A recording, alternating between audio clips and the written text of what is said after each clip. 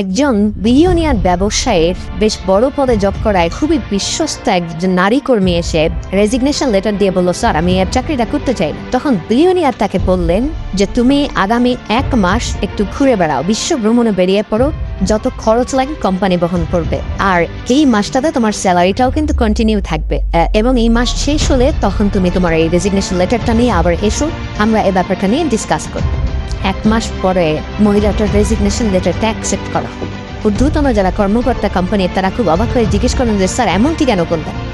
তখন বিলিয়নিয়ার উত্তর দিলেন, দেখো তার অনুপস্থিতিতে তার শূন্যতা তেমনভাবে কোম্পানি ফিল করেনি, সে যদি চলেও যায় আমার কোম্পানির কোনো ক্ষতি হবে, আর যদি তার অনুপস্থিতিতে শূন্যতা তৈরি হতো আমি তাকে দ্বিগুণ স্যালারিতে আমার কোম্পানিতে রেখে দিতাম।